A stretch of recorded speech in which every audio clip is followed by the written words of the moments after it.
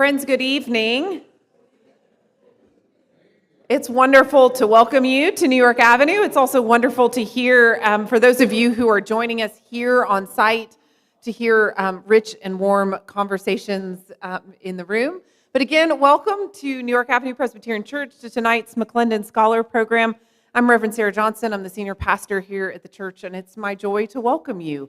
And we're so glad that all of you have joined us.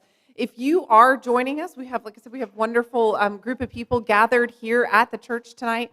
But we also have a number of folks who are gathered for tonight's program across the country.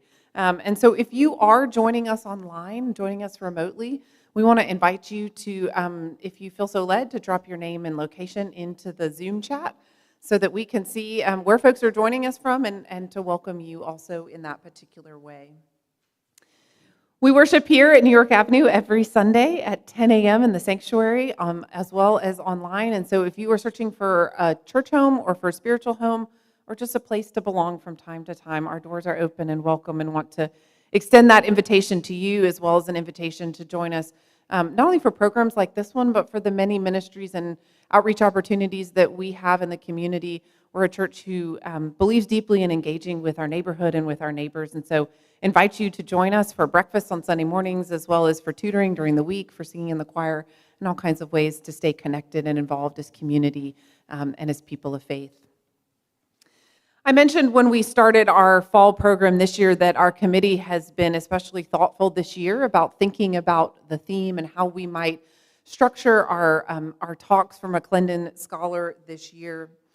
They have been thinking about these chaotic times and how we as people of faith might respond as community and might respond both as thinking and as feeling people and following God faithfully in the world. And so we have already had the privilege of welcoming folks in that spirit already this fall, and tonight's program is no different. We are thrilled, Adam, to have you with us tonight, and I know that you are in store for a wonderful program. We so look forward to all that you have to offer.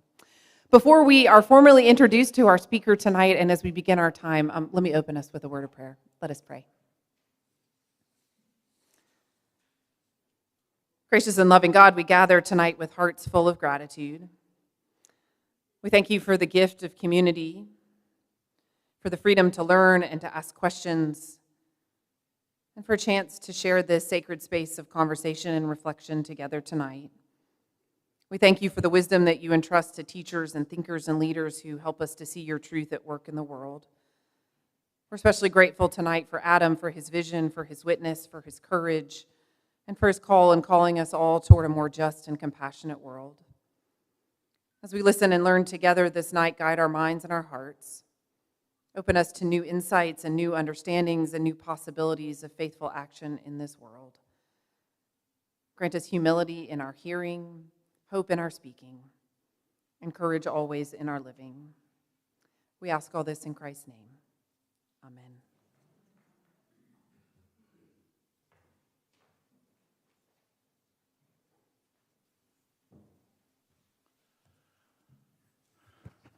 I want to add my welcome on behalf of the McClendon Scholar Program. We're glad you're here with us. Those of you who've made it down to downtown Washington tonight, or more than likely those who are hearing us are tuning in. We had over 800 people register for the webinar, so there are literally hundreds of folks. You can't see them in the room here, but they're part of this, and we're glad to have people participating from wherever you're tuning in tonight. As most of you know, the McClendon Scholar Program regularly hosts programs with prominent Christian scholars. We've been doing this since 2007. And the scholars talk about a lot of different things, a lot of different topics, but the goal of all of them is to provide information and insight and inspiration that helps us live out our Christian faith in the world. So at the end of the evening, I'll say a little bit more information about some of our upcoming programs and how you can get information and see recordings of past ones if you're interested. We're here tonight, as Sarah indicated, for the second in a series of programs we'll be doing throughout this year and into 2026 under the general theme is "For Such a Time as This." We've adopted this theme to highlight the troubling and dangerous times we live in, and also to invite each of us to reflect on how we are going to respond, what we're going to do during these difficult days. So this program tonight and all the ones in this series are intended to help us be more aware of the troubling things happening in the country and to help us find meaningful ways to respond. So this evening, we're very pleased to have with us as a McClendon Scholar, Reverend Adam Russel Taylor, and he's going to talk about the concept of moral courage and what that means and its importance for times such as this.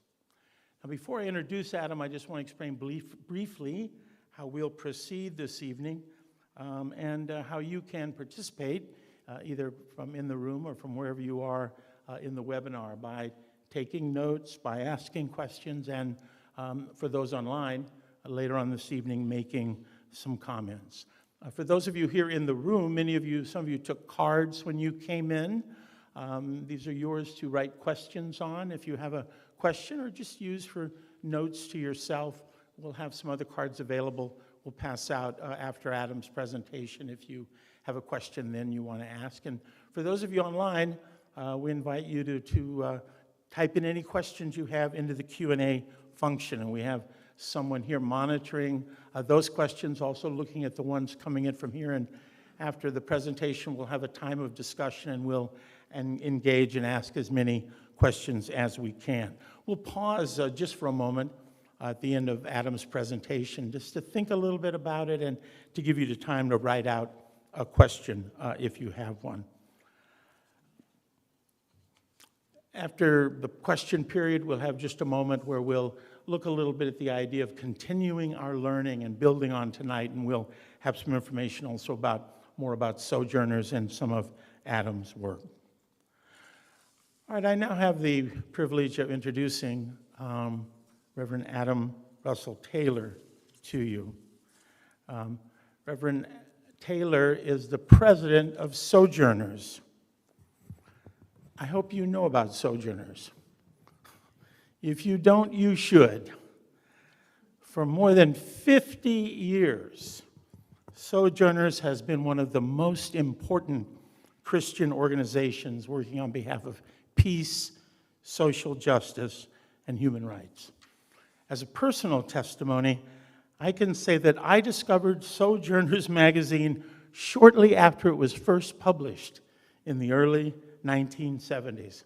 And it was a great source of inspiration to me and helpful to me as I worked to try to find my way to live out my faith in the world. I've been an admirer of the magazine and the broader work of Sojourners ever since, and I know I'm only one of the thousands and probably really millions of people who have been positively influenced by the work that they have done. Adam became president of Sojourners in 2020, succeeding Jim Wallace, whom, as many of you know, was the founder and leader of the organization for many years. I'm pleased to say we also had Jim Wallace as a McClendon Scholar back in 2020, and some of you, I think, were here for that. At Sojourners, Adam guides and manages the overall work of the organization. He's also the chief spokesperson. He's the author of 2 books. We'll say a little bit more about them later, particularly his book, A More Perfect Union, which was published in 2021. And also to remind you, those of you who are here in person, that we have copies, free copies, for all of you who are here this evening. So we'll tell you how to get that later and remind you of that, but we certainly want you to get familiar with that book so you can build on what you hear tonight. Had a long history of advocating on behalf of the poor and dispossessed. He was Vice President of Advocacy at World Vision, also a leader of the Faith Initiative at the World Bank Group. He also served as Executive Director of Global Justice, an organization that mobilizes students around human rights and economic justice. He was a White House Fellow in 2009 and 10, and a member also of the inaugural class of the Aspen Institute Civil Society Fellowship. He was educated at Emory University, then the Kennedy School of Government at Harvard. He also has a degree in theology from Samuel DeWitt Proctor's School of Theology in Richmond, which is now a part of the Virginia Union University. He is ordained by both the American Baptist Church and the Progressive National Baptist Convention. And like Judy Fentress Williams, who we had last month, he's a member of and involved in the ministry at Alfred Street Baptist Church in Alexandria. Adam is married to Cherie Mackenzie Taylor, and they have 2 children. We're delighted to have Adam here tonight, and join me in welcoming him as a McClendon Scholar.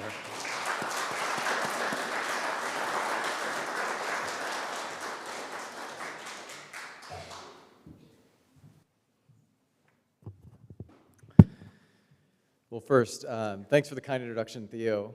I feel like I need to take you on the road as part of our marketing team.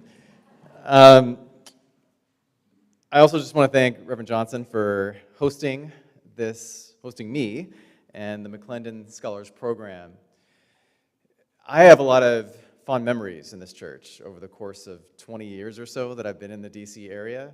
And one of the things I admire most about this church, in addition to its rich history, of course, you have consistently been a sanctuary for faithful witness and activism. My memories span from getting trained here in nonviolent social resistance to many different events on peace and justice to, if I remember correctly, at least one vigil against the Iraq War where a number of us engaged in civil disobedience. So, needless to say, this is a church that has such a critical role for all of us that are a part of this bigger ecosystem of people of faith that are deeply committed to justice and peace. You'll hear more about Sojourners later, but I want to thank a couple of my colleagues, Rick and Elizabeth and Heather and Elizabeth's husband Scott, who is here. I hope I didn't miss anyone, but I'm grateful to have a part of the Sojourners team here with me tonight. And I'm so used to kind of traveling on the road and often being by myself, so it's always wonderful to have company. I am curious, though, like how many of you actually are subscribers to Sojourners Now? Just want to thank those that are. All right. And this was not to call out all of you who didn't raise your hand, but we invite you to pick up a copy of the magazine, to sign up. You can learn a lot more about us at sojo.net. You actually can sign up for our weekly kind of newsletter called Sojo Mail, and we have a whole action arm called Sojo Action that I'm going to talk about a little bit later. Now, as Theo mentioned, I am ordained in a kind of Black Baptist tradition, and I didn't come tonight to give a kind of traditional sermon. That being said, though, I still want to invite you into my tradition, where we believe in call and response. And so I am asking you not to be overly quiet and still tonight. If you hear something that resonates with your spirit, you can say amen if you want. That might be a little outside of your tradition. It's okay. So you can do what I call give me a holy head nod. And that way I know at least that you're awake and you're listening. I do want to tag a title onto this lecture and to this message. And it is this: it is time for moral courage. It is time for moral courage. All throughout this next year, our nation, for those of you that are a part of this country, the United States of America, will be celebrating a Super Bowl birthday, a quincentennial. It took me a long time to practice how to say that well, but a quincentennial birthday. 250 years ago, America threw off the yoke of British colonial rule and began an experiment in rule by, for, and of the people. And one story that is woven into that history, particularly the history of the 1776 Philadelphia Constitutional Convention, that so easily gets overlooked, is one of our unsung founding fathers, Gouverneur Morris. Now, I'm not going to do a little quiz here, because I would imagine not most of us probably don't remember much about him. I certainly didn't learn about him until I started doing research for my book, A More Perfect Union, and I'm so grateful for the church for providing copies to all of you of that book. Gouverneur Morris was a 35-year-old New Yorker who was, in fact, the first communications consultant to our country.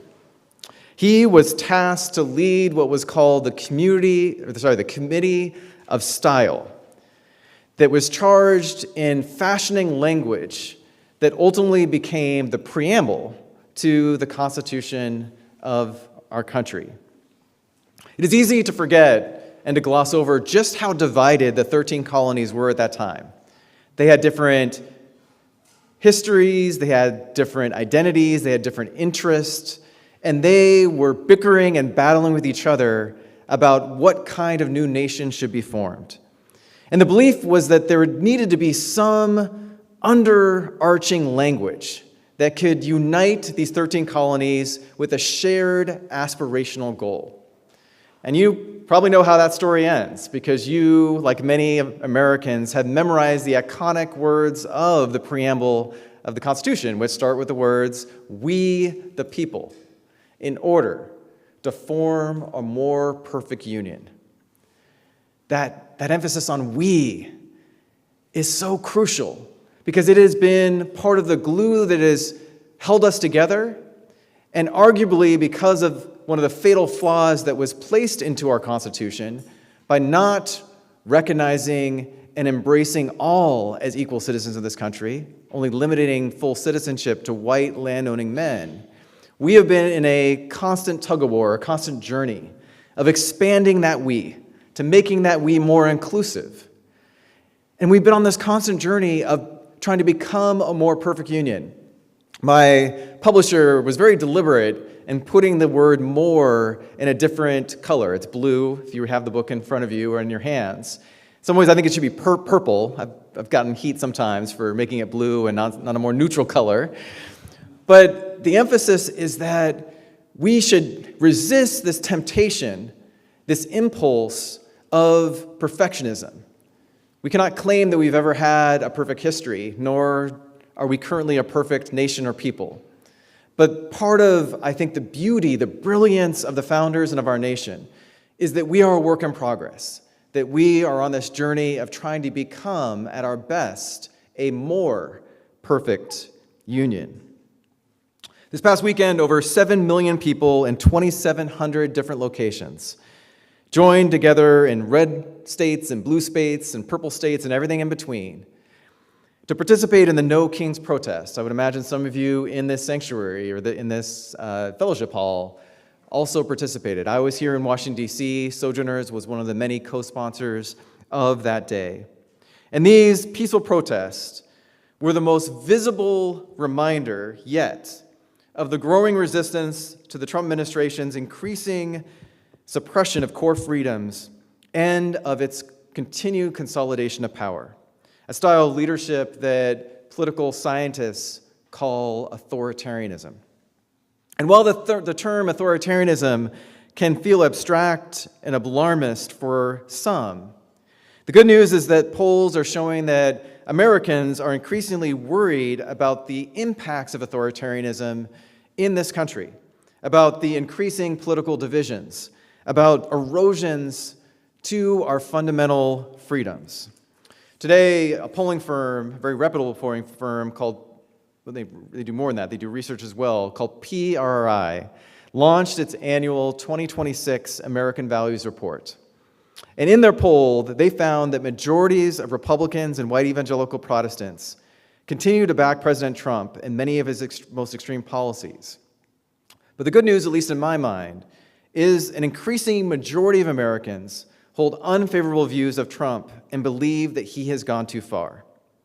They also found that 56% of Americans, including 2/3 of political independents, view Trump as a dangerous dictator whose power should be limited before he destroys American democracy.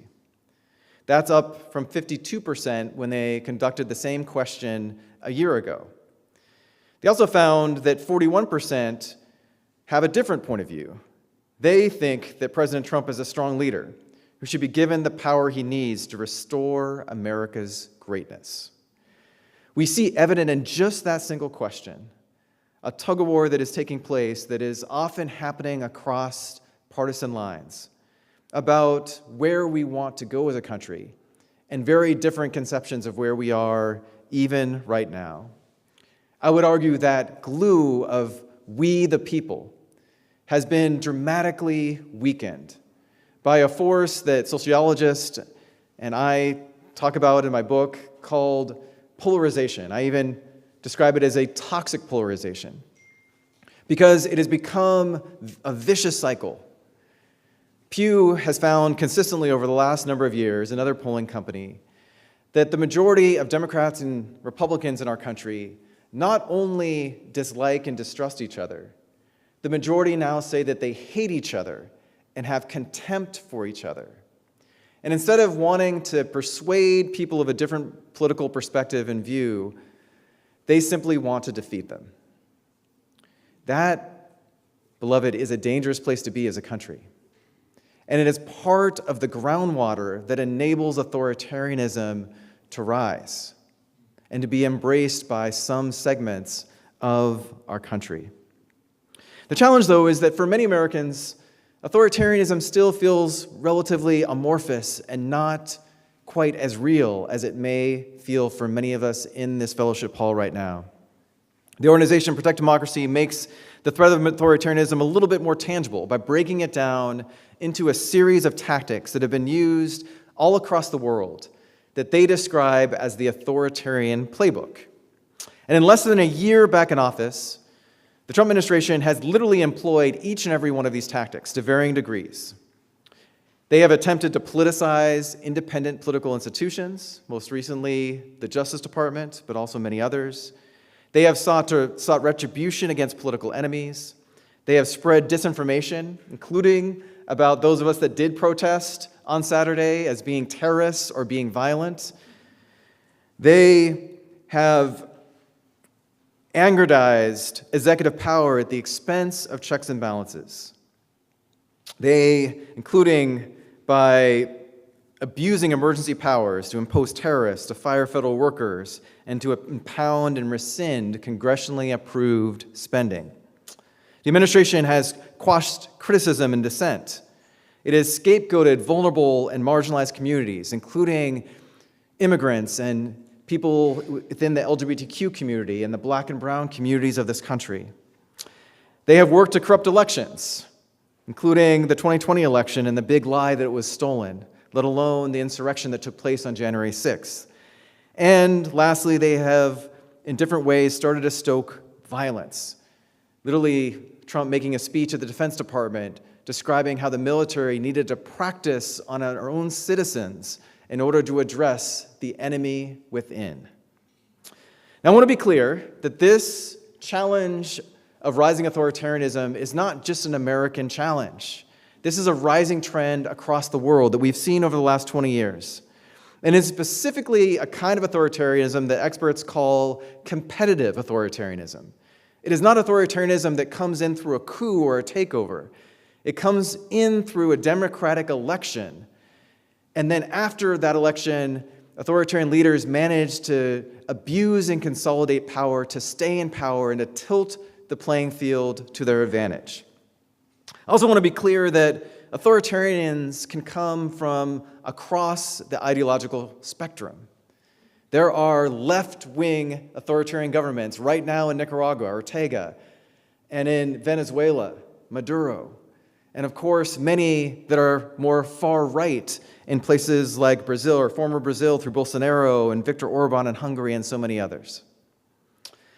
Now, if you haven't felt personally impacted by many of these tactics, it is important that you try to engage in deeper listening and get more proximate with so many of the groups that I mentioned earlier that are being targeted by this administration. Immigrants, many in our own city, that are being detained and deported without due process by ICE agents, literally en masse, using aggressive and cruel tactics. And so, as we wrestle with this crisis of authoritarianism, we have to be clear about what that means for us as people of faith, what that means for us as those who call ourselves followers of Christ. Because my contention to you tonight is that authoritarianism is not just a threat to our democracy. No, it is also a direct threat to the very witness and integrity of our faith as Christians. Particularly, thank you, in a time when authoritarianism is being propped up by many Christians that are perverting the Christian and hijacking the Christian faith to justify their pursuit of concentrated power and even of concentrated wealth. President Trump managed to consolidate the support of many, white Christians in particular, by stoking their sense of victimhood and grievance, arguing that only he could protect them and promising to be their retribution. The rise of what many of us refer to as Christian nationalism, and I know that Amanda Tyler was one of the previous speakers. She's a friend and a colleague and a partner. This ideology so often wraps the cross in the American flag and is rooted in a false belief that we are a chosen nation and that we were designed to be a Christian nation, despite the fact that the founders intentionally placed the First Amendment as our First Amendment, the freedom of the exercise of religion. This Christian nationalism has supercharged so much of our slide toward authoritarianism. Drawing on biblical language, we know that authoritarianism, again, is a direct assault on so many of our core faith convictions. And put more explicitly, it is a form of idolatry. Because those who support or capitulate to authoritarian leaders end up putting worldly things such as power and wealth before our first and primary devotion to God. Warnings against this and the abuse of power echo throughout the Old Testament, from the Ten Commandments given to Moses and the frequent warnings of the biblical prophets to Paul's letters in the New Testament to early Christians. We can remember that in Matthew 6:24, Jesus declares that you cannot serve God and mammon, or God and wealth. And in the Great Commandment, a few chapters later, Jesus says that the first responsibility for us as Christians is to love God with all of our heart, our mind, and our soul. Jesus, our ultimate example of what it means to showcase steadfast love, understood the dangers of concentrated power. His birth was heralded by Mary as an event that would bring down the powerful from their thrones and instead would lift up the lowly. In his ministry, Jesus proclaimed a gospel that was good news for those who so often lacked power, the poor, the sick, the imprisoned, the outcast.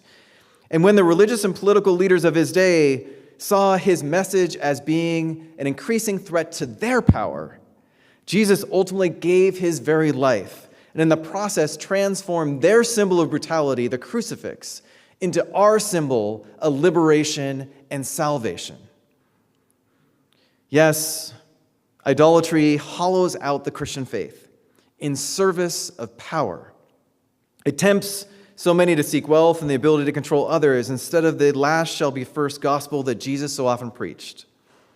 And it so often places the pursuit of profit over people and the pursuit of coercion over the pursuit of the common good.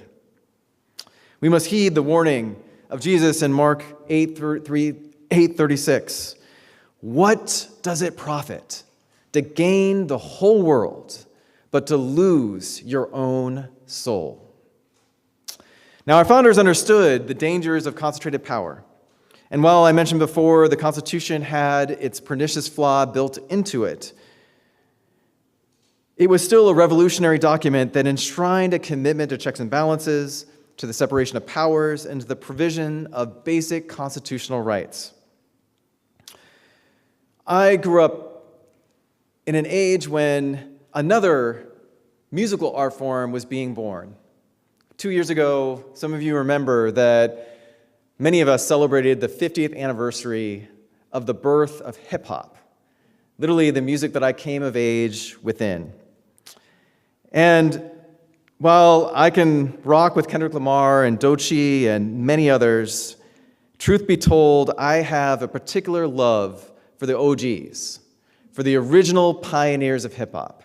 This is not that I am that old, but showing my age just a little, right?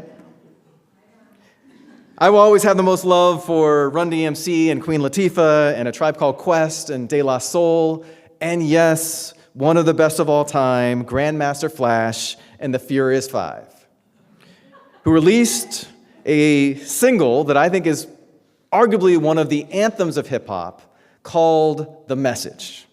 Came out in 1982. I was, 6 years old at the time, and needless to say, I was not quite aware of the song when the song came out, but a couple years later, it became one of my favorites. The Message has been credited by many critics as a song that literally elevated the MC from the background to the forefront of hip-hop, because it shifted the emphasis from the Grandmaster who did the mixing and the scratching to the MC who did the poetry and the lyrics. Now, many of you, I would imagine, have probably heard the lyrics to this song, and you're going to see in a second why I did not go into a career as a hip-hop artist. But I want to remind you of the refrain of the song that says, "Don't push me, 'cause I'm close to the edge. I'm trying not to lose my head. It's like a jungle sometimes. It makes me wonder how I keep from going under," right? Sound familiar? All right. I'm going to spare us doing it together. Maybe after this program is over. Well, I don't know about you, but I have increasingly felt in these first 9 months of the second term of the Trump administration this sense that I'm losing my head. I bet you we all, in different ways and in different places, have felt a sense of exhaustion. We have felt a sense of lament, deep lament. We have often felt even a sense of despair, and some of us may still be in some of those places right now. And one of the worst places that we can get stuck in is when we feel a sense of being powerless. Because that is the exact feeling that authoritarian leaders rely upon. It is literally what they are hoping their opposition are going to get stuck in. And they know that despair and a sense of powerlessness can become like a quicksand that we can sink quickly into. Well, Grandmaster Flash is describing his own urban reality, where he is feeling many of those same emotions.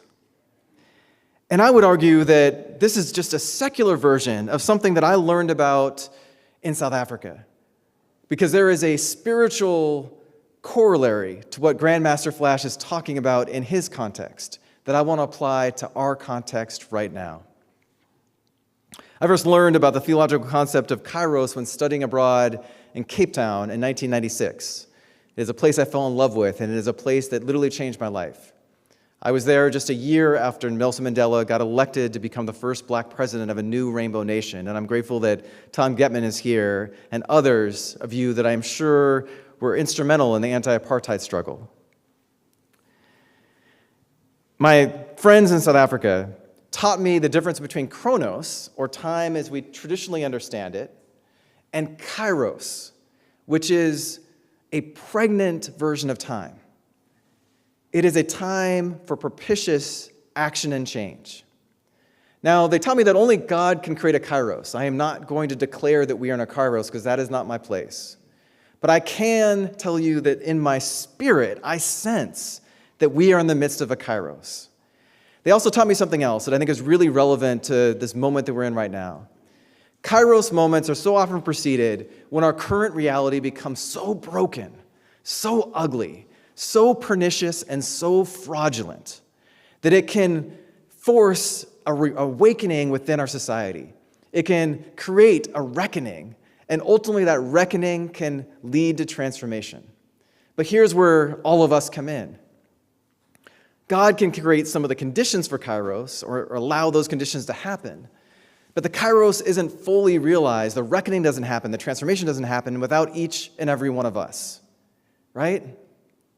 And so I had a chance to travel back to South Africa just 2 weeks ago, and I had the honor of being with South African leaders, both young and old, who came together for the 40th anniversary of the launch of what was called the Kairos document. Now, this literally was a document that came about in part because many South African church leaders became increasingly exasperated with many South African church folk and church leaders who were standing on the sidelines of the anti-apartheid struggle. Many of them, even worse, were using and abusing theology to prop up the apartheid system itself. And they felt compelled to write a pastoral letter to the church in South Africa and to the church around the world. And in that letter, they literally describe how this is a moment where all of us as Christians have to make a choice, that we cannot stand on the sidelines, and that by doing so, we are actually making a choice to be complicit with apartheid. Well, I listened to all the reflections from my siblings in South Africa, and I was incredibly moved by how many parallels there are between the Kairos document in South Africa and what we are wrestling with and struggling with here with the encroachment of authoritarianism in the US today. One of the things I was reminded of when I reread the Kairos document from 1985 is that they critique what they call a state theology that's so often used and kind of misused an argument around the need to maintain law and order as an excuse to keep in place the apartheid system. I know this sounds at all familiar, but we have certainly seen the ways in which the current administration has tried to stoke people's fears of crime and of immigration as a way to justify the undermining the rule of law, the imposition of National Guard troops who are still here in DC, literally blocks away from us right now.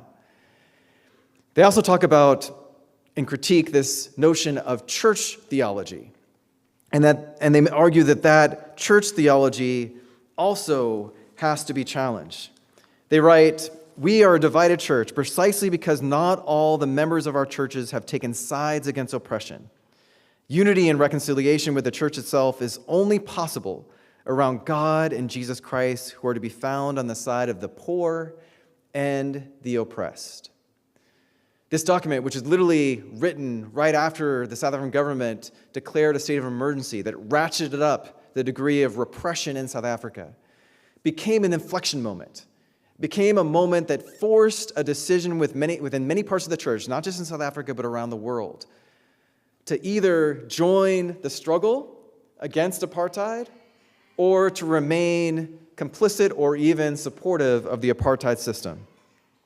What I would argue that we face a similar choice right now in the United States, that we too have to provide a prophetic theology that can encourage and cajole more of our siblings in Christ to make a decision, to make a moral choice that ultimately requires a degree of courage.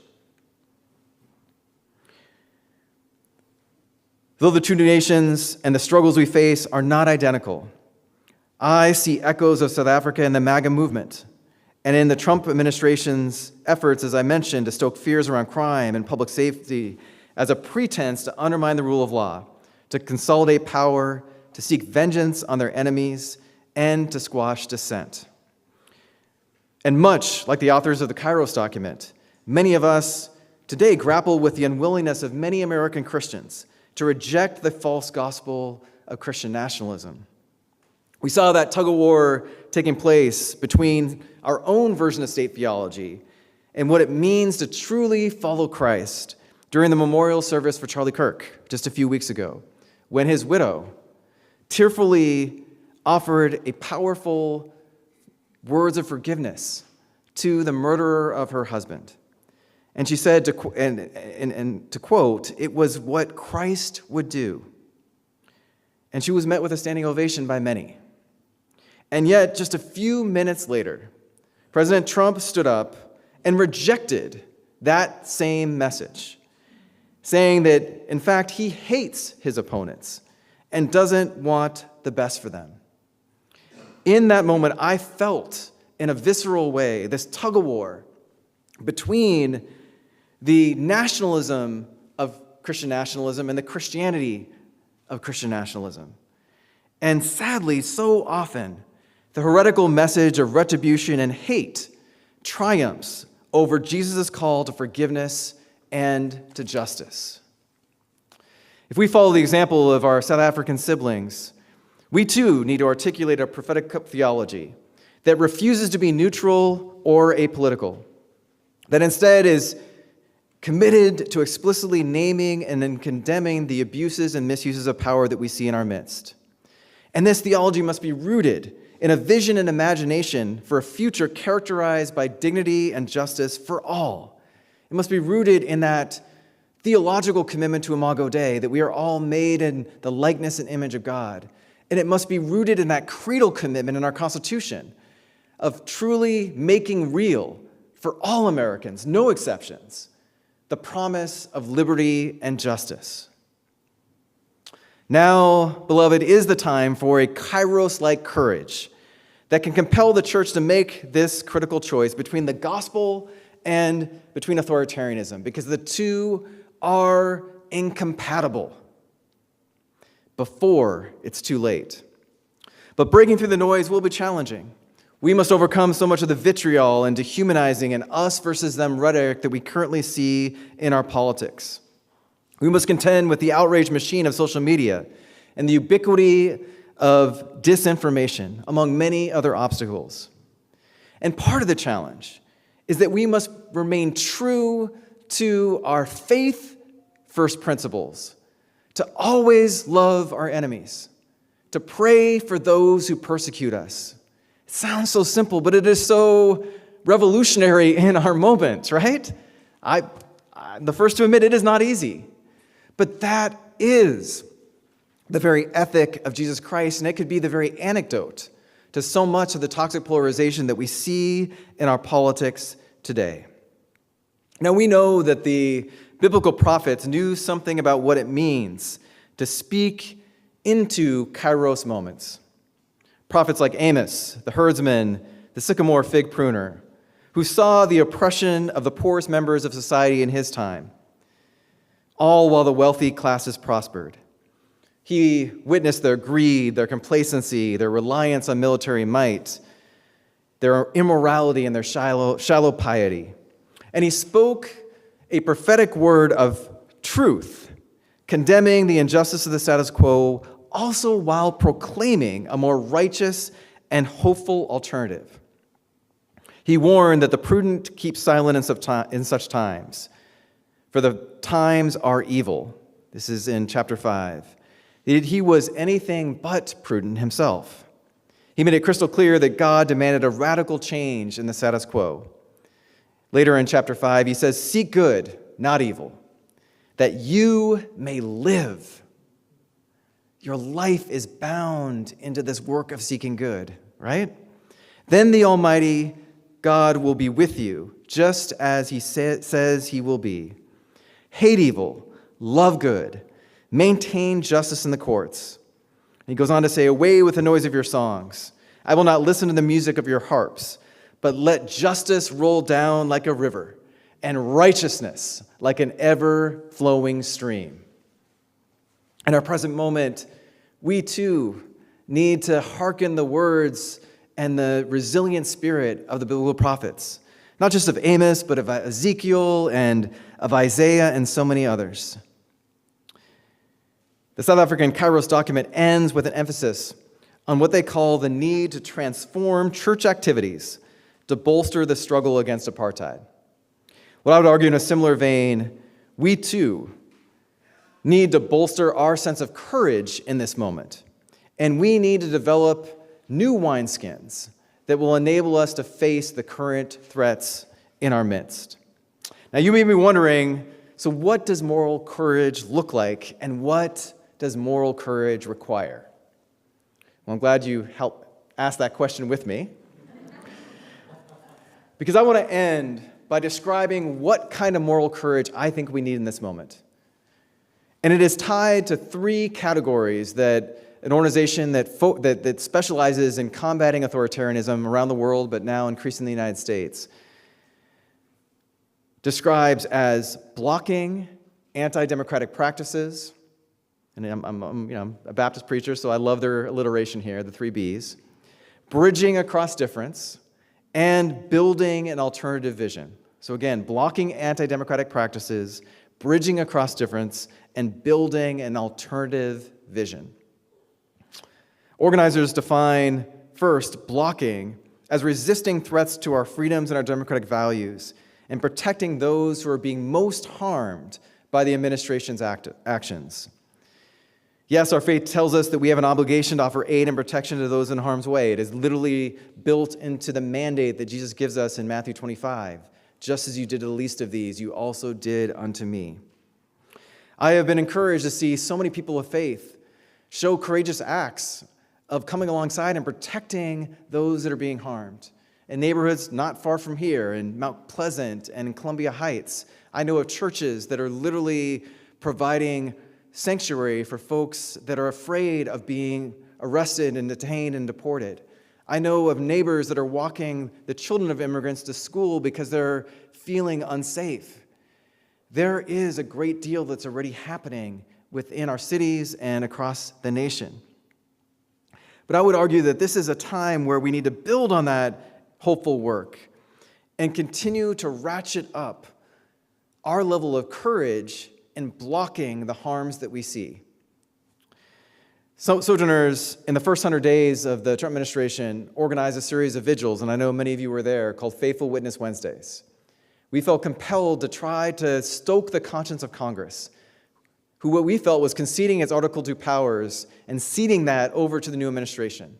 And so we organized a faithful group of faith leaders and faith folk to pray and to speak directly to Congress over the course of a number of months. And what I loved about those vigils is that it gave us a space, not just to protest, but also a space to pray. And the refrain from that is literally the title of this lecture. It is time for moral courage. I've now probably said that 1,000 times because of these vigils. We know that faith-based groups that came together to successfully sue the administration over its policy of allowing ICE raids in houses of worship and other sensitive locations. That took some courage. We know that there are currently faith leaders that are literally working to block the imposition of federal troops in Chicago and in Portland and other cities across the country. And so what I would encourage us around is that, yes, we need to engage in the very important work of voting and of advocating, right? And even of protesting. But then we also need to embrace what are both old and new wineskins of nonviolent civil resistance. There's actually a training that we are co-sponsoring happening tonight. I was able to make a video for it, so I'm grateful I could be in 2 places at one time with the gifts of technology. But we are in the process with the Interfaith Alliance and the Georgetown Center for Faith and Justice to try to sponsor nonviolent civil resistance trainings all around the country. We're excited to partner with any of you that are interested in that. The second way in which we show moral courage is by bridging. I mentioned before this deep challenge of toxic polarization that is seeped into the church and into our body politic. Bridging involves building relationships and engaging in brave dialogue across cultural, educational, and ideological differences, including with people that we may fiercely disagree with. Now, I don't want to sugarcoat this. This is challenging work, especially at a time when it is so hard to have those kind of conversations, even with our own loved ones and family members. But we have to find ways to break ourselves out of our comfort zone. Yes, while we do prioritize our own safety, I recognize this is not going to look the same for everyone. But I would encourage us to think about how we can bridge by showing greater empathy with those who we may disagree with, how we can learn how to listen more deeply, how we can identify shared values, shared hopes that often create a common ground for conversation and relationship. Sojourners is working with churches and faith leaders to help equip them on how to move their congregations from a state of polarization to a greater sense of unity. And in my book, A More Perfect Union, I make the argument that we need to recast and reimagine that vision for our current moment. And so my remix of what the beloved community means, this is like my most succinct definition, is to create an America, to create a Washington, D.C., where neither punishment nor privilege is tied to our race or ethnicity or to our gender or to our ableness or to our sexual orientation. It is to build a nation in Washington, D.C., where everyone is enabled to thrive, everyone is equally respected and valued. And when our growing diversity as a nation is embraced as a gift, a strength, and not as a liability. Now you can say amen to that. I'm proud of that definition.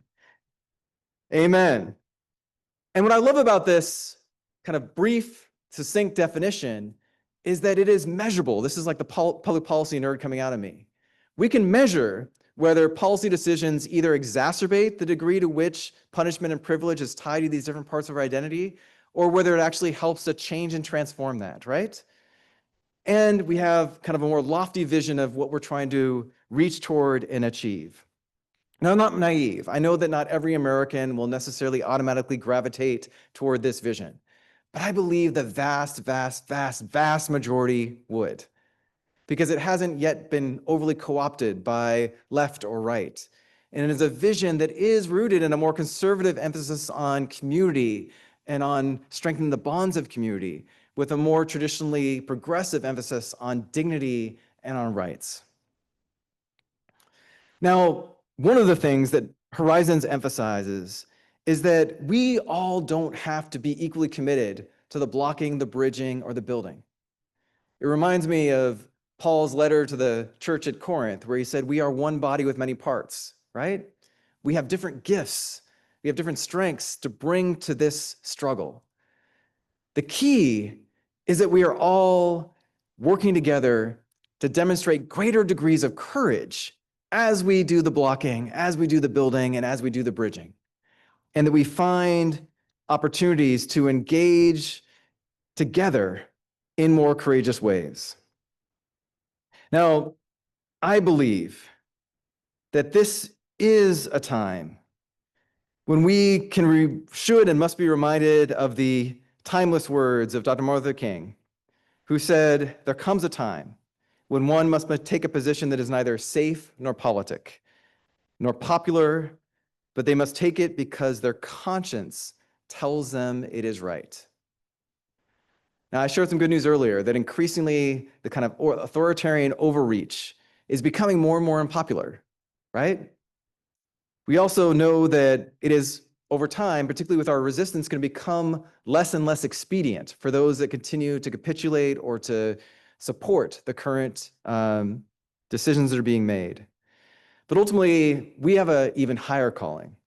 We must continually point to what is right. We have to emphasize what is right. Yes, the project of pushing our nation up that mountain of becoming a more just and inclusive multiracial democracy has been and continues to be a steep one, much steeper than I certainly imagined in my lifetime. But I'm convinced that even with all the setbacks that we have seen over the last number of years, we must still faithfully climb. We must keep faithfully pushing. We must keep faithfully ascending that mountaintop together. I'm reminded of the words of the Apostle Paul. So let us not grow weary in doing good, because in due seasons we will reap a harvest if we do not give up. I promise, as a Baptist preacher, I only have 3 endings, and this really is my last one. I had a chance to conclude my time in Cape Town by visiting the Desmond Tutu Memorial and Museum, which is the first time I have had that honor.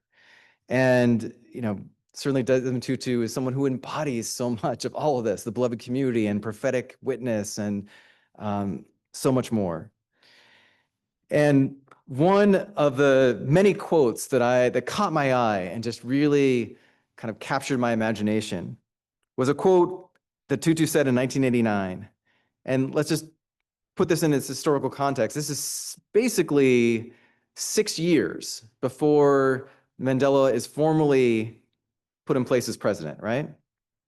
And he says at that moment, and he's talking to de Klerk, who's the president who ultimately negotiates a peaceful transfer of power with Mandela. We want to say to you, Mr. de Klerk, we have already won. Mr. de Klerk, you know really what is good for you. Join us. Join us in the struggle for a new South Africa. We say that we are the rainbow people. We are the new people of a new South Africa. Well, even as we do the blocking and we do the bridging and we do the building, we need to extend an invitation to everyone to join us, to expand the we to people to include everyone. Join us to make the creedal promise of liberty and justice for all real for all, no exceptions. Join us in more courageously blocking. Join us in more courageously building. Join us in more courageously bridging so that ultimately we can build that beloved community. We can celebrate 250 years of this country, not in a place of self-loathing, but in a place of hopeful building together as we continue to push our nation up that mountaintop of, yes, becoming a more perfect union, but finally becoming the inclusive, just, multiracial democracy that I know it can become and that I believe it must come. So what time is it? It is time for moral courage. Amen.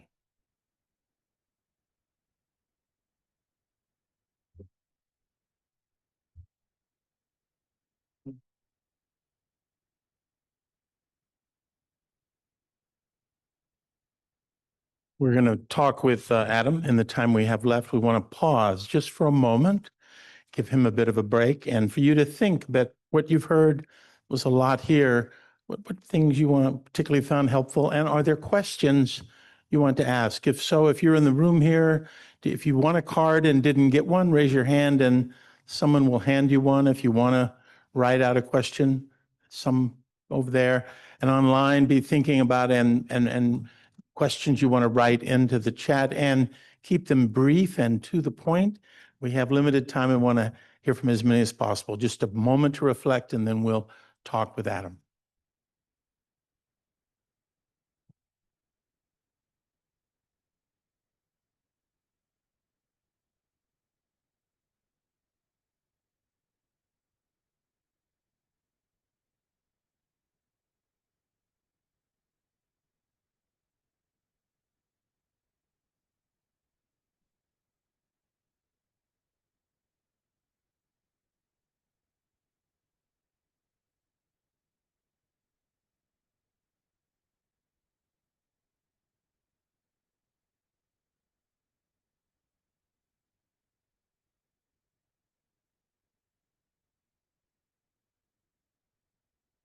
So if you do have a question here, raise your hand. Someone will collect it. We'll look through questions and also be looking at them online. And I'll start our conversation here. So much to reflect on and think about. I've found your final points of 3 ways to show moral courage very helpful. And I think a lot of people would embrace that as a way of thinking about a framework, blocking, bridging, and building. Is a general question, what advice would you give to someone listening, someone here tonight who says, yeah, I want to do that. I want to do more of those things, particularly as it comes to doing this over time. Yeah. This is not easy and it's not one time. How do people not burn out? Is there a practice, way to target their activity? You talked about different skills in the body. Say a little bit about advice on how to engage and model that kind of courage. Yeah, thank you, Theo. That's a great question. So I have kind of learned the hard way just how important contemplation and rest are in the midst of the ongoing prophetic witness and activism that, just emphasizing the role of contemplation. There's a book that someone that I adore named Wes Grammer Michelson. He was on our board for many years in different iterations, actually. And I don't remember the exact title of the book, but it's literally out now, that really gets into this. Thank you, that's it. Appreciate that. Figured someone in the audience would know. So Civic Work of Justice, highly recommend it. And I had the privilege of being able to offer the foreword to the book. And in it, I kind of talk about my own journey of like contemplation, rest, the kind of inward journey did not come naturally for me. And if I hadn't learned how to dedicate more time to it, I would not be standing here right now, right? I would definitely burn out many years ago. And so for me, what that looks like is I start every morning in a time of devotion, assuming I can wake up in time, and most days I do. I'm an early riser these days. And I have two devotional books that I'm currently reading from. One is by Dietrich Bonhoeffer. And I read a little bit of scripture, and I just spend some time in prayer. And then I have another kind of spiritual ritual, if you will. I used to be a sprinter, and those days are long gone. So I now try to run a 5K every weekend, and I have a particular route through Rock Creek Park, and I just tend to feel God's presence when I run. And there's a rock like that's in the middle of the stream, and I basically hop out to it and I pray at that rock. And I say a prayer that Father Richard Rohr taught me. I would imagine he learned it from someone else, but it's praying the psalm, "Be still and know that I am God," and go through a whole breathing exercise that's connected to that. So again, like you can find different things that work for you, but I think we all have to find some of those spiritual commitments, right? Particularly in a season like this. And you know, I would just encourage you to realize that one, acts of courage are contagious, and that you don't necessarily always have to start with the big thing or the grand gesture. Like it might just start with, again, a conversation with a loved one that you know is struggling or that is in a very different place than you are. It might start with a neighbor that you know is in need. So I do think that all of that is really important, and it adds up and it multiplies. And then, you know, with that though, like try to stretch yourself. So maybe like your first inclination is not to go to the No Kings protest, but maybe there's a vigil that Sojourners is organizing that you might consider coming out to, right? And I promise there will be more. So anyway, those are some of the things some of my initial thoughts. One of the things you talked about, and you also in your book, that the so terrible problem of the toxic polarization. And I guess in particular, I'd like to ask about the problem of polarization among Christians. Much of this polarization is people who claim the same faith, and yet they're at each other's, necks. And I thought your example about Erica Kirk was very interesting. That was a moment that people did resonate with, I think, of people of faith of any sort. Any other thoughts about bridging divide, particularly with people of faith who are very different than us and how they see the world or politics? Yeah. So a couple of thoughts. I think I try to approach it with humility, and really try to give the benefit of the doubt, if you will, to any Christian that has a very different point of view than I do. And what I'm about to say might feel like I'm about to contradict that, and at the same time, I think there are times in which we do need to name things that are a perversion of our faith, that are heretical. And I would actually argue that the most extreme forms of Christian nationalism aren't really rooted in a lot of core Christian theological beliefs. It's much more of a political ideology, right? That then adopts and misuses Christian symbols and language. And it's true through some of the research. I mean, not all, but some folks that kind of endorse many of the core belief sets of Christian nationalism aren't active in a church. You know, they kind of associate being an evangelical in particular with being a supporter of Trump. And so there's a way in which that all has become conflated in a way that I think is really harmful for the witness of the church itself. When I'm talking to another Christian that might have a very different set of perspectives than I do, I really try to get back to some of those first principles, like really rooted in, some things that I think we can agree with. Oh. Like, think it's pretty clear. I know not every Christian agrees with me per se, but most do, that God has a particular concern for the vulnerable. And it gets expressed through the prophets, it gets expressed through Jesus. So let's start there, and then we can think about, maybe disagree about, what are the best ways that we can honor that commitment, that we can actively help protect the most vulnerable through public policy, through community action, through other things, right? So, and actually as Sojourners, we have been able to build and kind of pull together a really broad coalition called the Circle of Protection that includes the Catholic Conference of Bishops, it includes the National Association of Evangelicals, it includes the National Council of Churches. Let's just say they don't all see things the same way and always get along, but they are rooted in a commitment to try to protect funding in our federal budget that helps provide support and a lifeline to people living in poverty or that are near poverty. And it's been really powerful because it's this broad coalition that is working and support in Congress. So, And you talk in your book about broad values like Imago Dei, the Golden Rule, in terms of finding common ground. People that's right. have That's exactly right. different views. Say a bit about, you also make the point about the need to redeem patriotism. And in light of the No Kings, and people were told these are hate America rallies, and we saw some of the terrible rhetoric that came out in response to that. Say a little bit about redeeming patriotism and what are the elements of that? Yeah. So I think it is a really ugly caricature to say that, people on the left hate America. And at the same time, sometimes I've seen within, some of my progressive circles, just a kind of reticence to talk about the things that you actually love about America. And I think that is not only okay, that's actually really important, right? So I think it's kind of counterproductive to get into an argument about who loves America more. But I do think it's healthy to talk about the things we actually love. I mean, in the book, I really talk about a lot of the things I love about cultural gifts that America has given the world. I just mentioned one of hip hop, but there's many others. The music of go-go that literally originated from this city.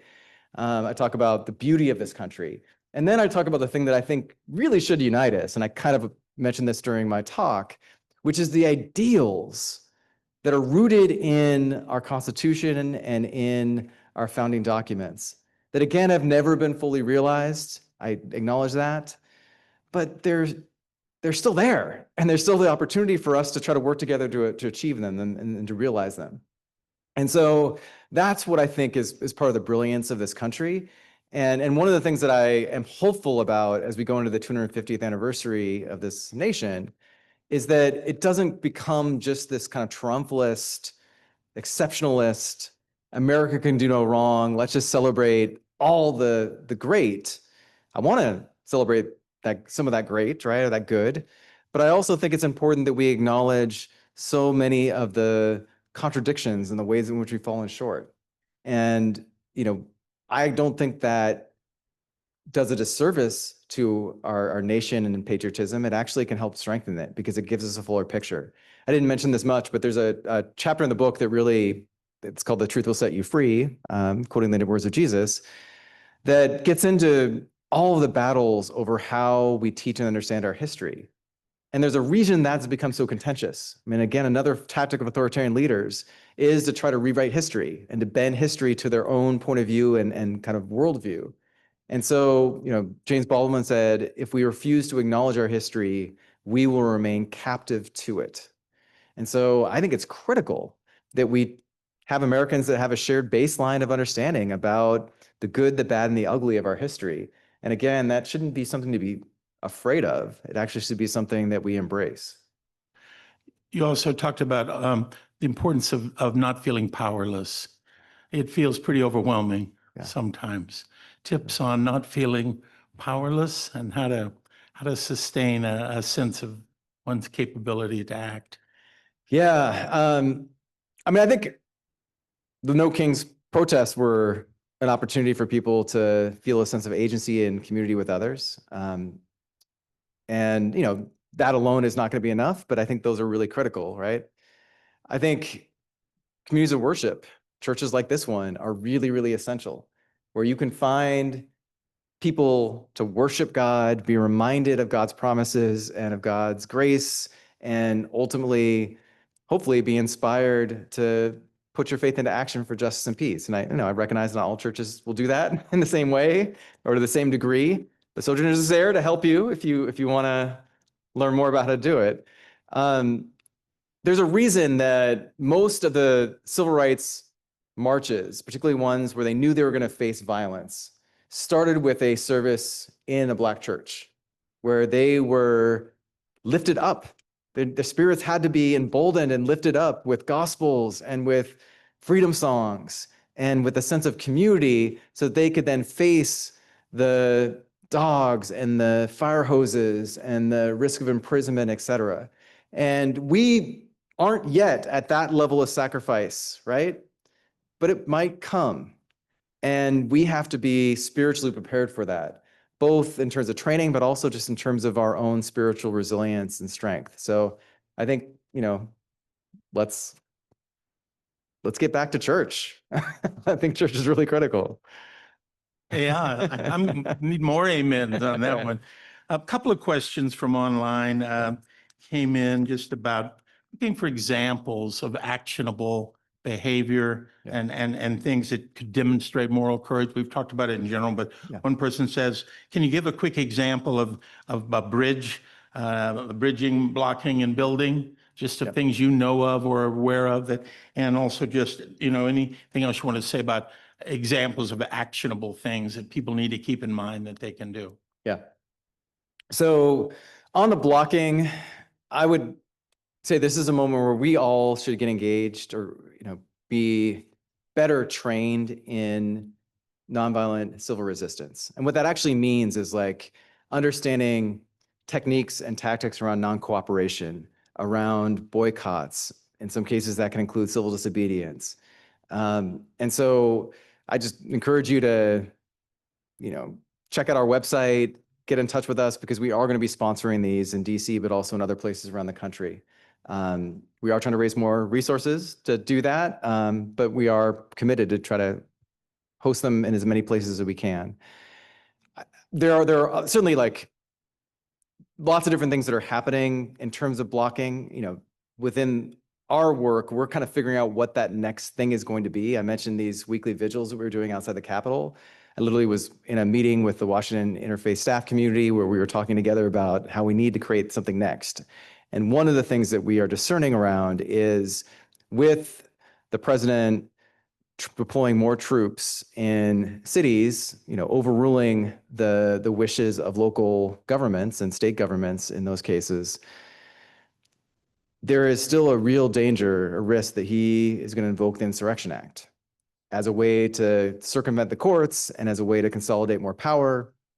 And that would be a really bright line that I think the faith community has to have a stronger response around. So we're thinking and we're praying and we're discerning what we might do in the context of that. We don't know when it's going to happen. It literally could happen tomorrow or it could happen months from now. But that's at least one blocking that I would mention coming up. The bridging. So there's other organizations that do really good bridging work. There's one called Braver Angels that does a lot of work fostering dialogue between Republicans and Democrats, left and right.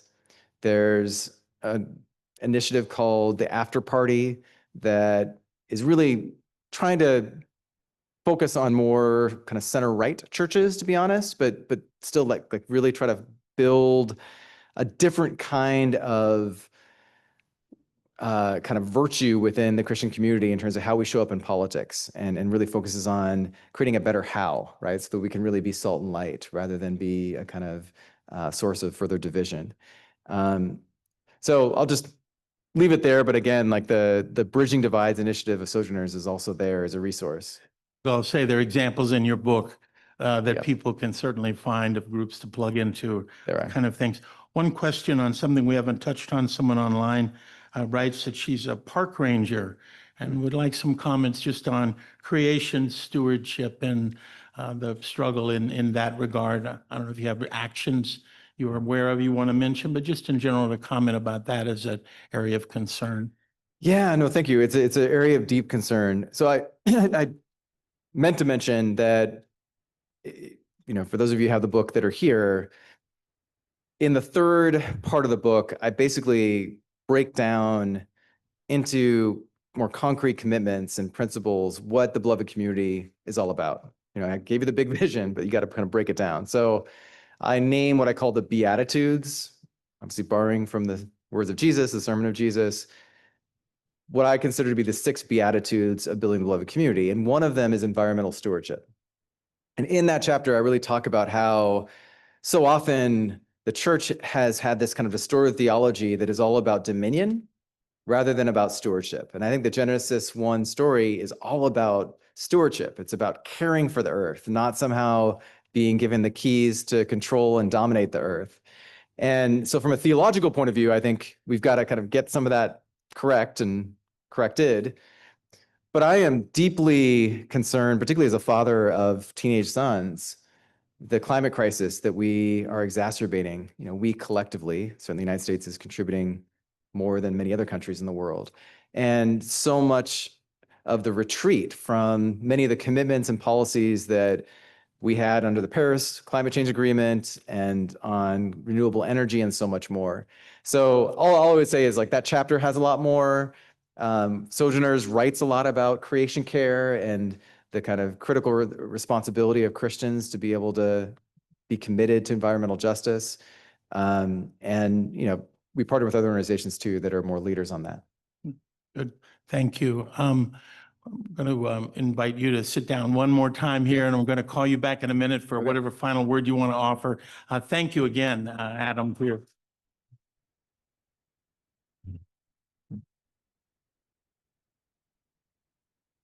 Just want to think about ongoing work that we can do together, how to build on tonight, a little bit about some opportunities for learning. The first thing I want to commend to you are the 2 books by Adam that we mentioned earlier. One of them that we've already talked about, and you see them listed here. A More Perfect Union, the full title, A Vision for Building the Beloved Community. And then an earlier book, Mobilizing Hope, Faith-Inspired Activism for a Post-Civil Rights Generation. Those of you who are here, again, pick up your copy of A More Perfect Union here when we adjourn a few minutes. If you haven't already, I hope others will order it and get it. It is filled with good suggestions and specifically addresses more detail some of the things that Adam raised tonight. Another very concrete thing you can do is follow up in this program is get involved with Sojourners. Here's a couple of very specific things. You can subscribe to the magazine. They have something called Sojo Action. You can get involved and get information about specific things you can do to show moral courage on some of these issues. And so I really recommend that you get involved. I know there are many organizations doing good work. I really commend you, particularly as Christians, people of faith, Sojourners, something to be involved with. You also can join us for future McClendon Scholar programs. There are 2 more this fall. We'll have a full slate starting in January also. One is next week.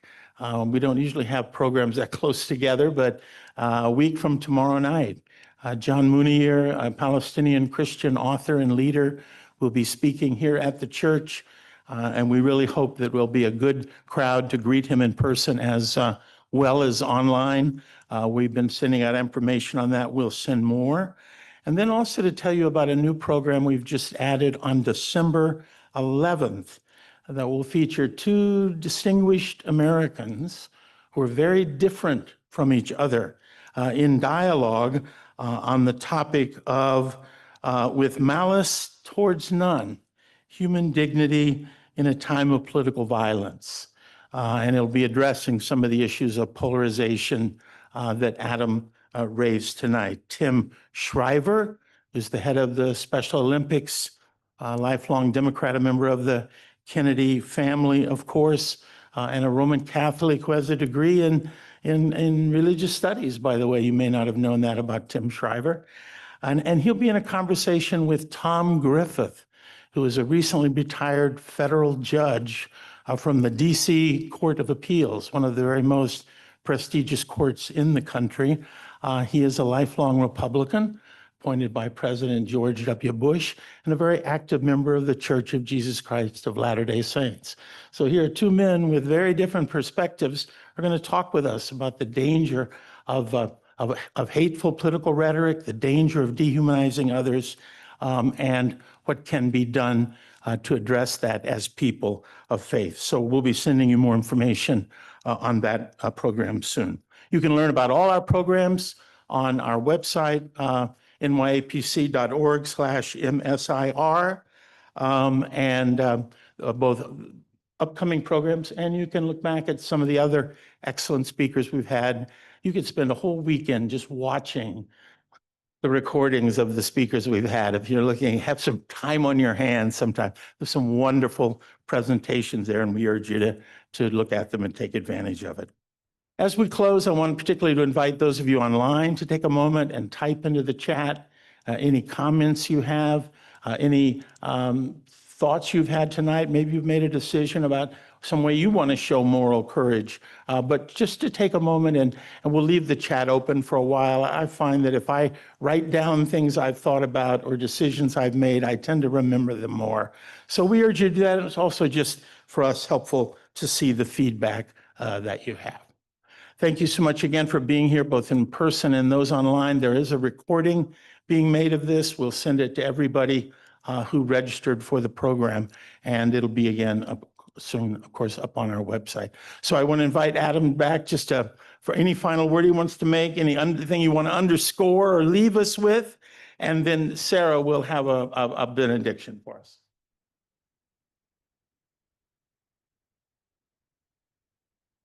Yeah, well, first, just another word of thanks. Grateful and humbled to be here for the McClendon Scholar Program. Two things come to mind. One is built into the name of the organization I have the privilege of leading, which is that we are all in different ways on a sojourn, a spiritual pilgrimage. And I talked a lot about the struggle involved with where we are and with building the beloved community, but it is also filled with an incredible amount of joy. It is about the kind of relationships that we know can be restorative, that can be transformational. We know that the work of justice can be fun. It can actually be life-giving, right? And so I just want to emphasize that as well. And I want to close with a quote. My staff will not be surprised that I'm sharing this quote. They've heard it before. But it's one of the quotes that inspired my first book, Mobilizing Hope. And it comes from a sermon from Dr. King that is from a book I highly recommend called From Strength to Love, which is a compilation of his sermons.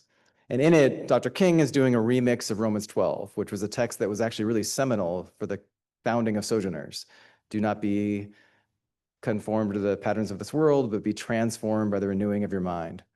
So Dr. King does a remix of that text in his sermon, and he says, "The saving of our world from pending doom will come not through the complacent adjustment of a conforming majority, but through the creative maladjustment of a non-conforming minority." And it's a mouthful, but I love this dual commitment to be creatively maladjusted to the brokenness and the hurt and the injustice around us. But it's not just about having a different mindset or seeing it. It's then being a transformed nonconformist to do the building, the bridging, and the blocking. So I just hope that all of us can find joy in this journey together as we sojourn, and that we can find ways to be creatively maladjusted and not just stop there, but actually put that into action. Amen. Amen.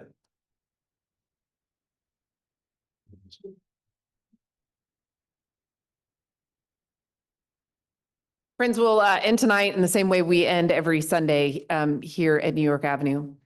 Go forth from this place with compassion and justice in your hearts. Give voice to the silent, give strength to the weak. Hear one another, see one another, love one another. It's all that easy, and it's all that hard. Friends, go in peace to love and serve the Lord and be of good courage. Amen.